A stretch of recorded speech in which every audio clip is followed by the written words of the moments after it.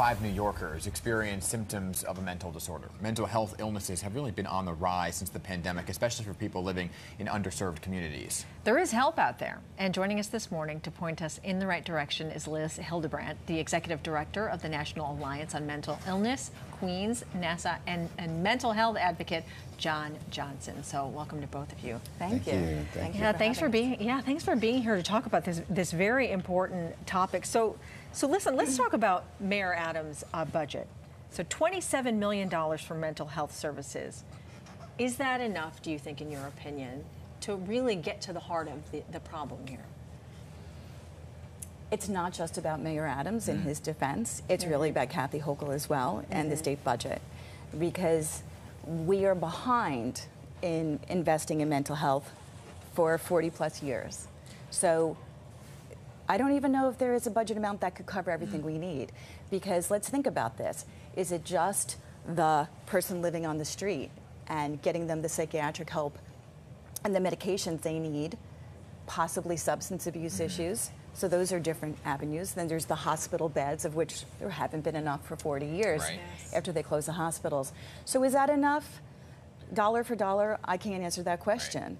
Again, we're 40 years behind in investing in mental health. A lot of catching up to do. There's a lot of catching up to do. And there's so many facets, right? There's what you're talking about: early detection, diagnosis, and then treatment, because there's so many different facets and avenues to tackle this problem. And John, I want to talk to you too, because you're an advocate here. You had your own mental health struggles. Sure. So talk to us about your own story and how you got to where you are today. Sure. I was diagnosed with something called bipolar, right? That everyone talks about now. But when I was originally diagnosed, it was called acute psychotic episode. Then later it was called manic depression, and now of course it's bipolar.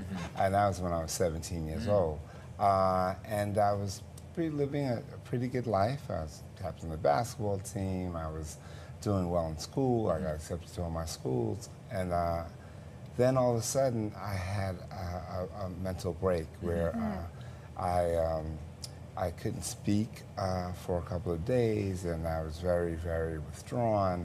And that began my living with the disease. I always say I live with bipolar as opposed to I am bipolar, because no one ever says they are cancer. Or they are diabetes, right? So that's just something I'm dealing with, and I have to deal with it and navigating successfully throughout my life. But at least you went forward and got the diagnosis, because getting properly diagnosed is not always easy, especially in communities of color. So can you tell us what your organization does to break down those barriers? Exactly. That's a really important question, because those barriers do exist, and thank goodness for John Johnson, because he's helping us break those barriers, and he's speaking a lot in Queens and in different communities to open up that conversation. That conversation's very difficult to have.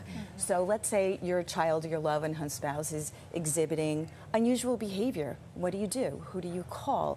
You don't really want to call emergency or 911 necessarily, because they're just acting a little off. Maybe it's going on for a number of days. So where NAMI falls in is exactly in that space, where, you know, we answer the phone, we pick it up. If we're on with somebody else, we call people back. And most of the time it's caregiver support. So that's at first, right?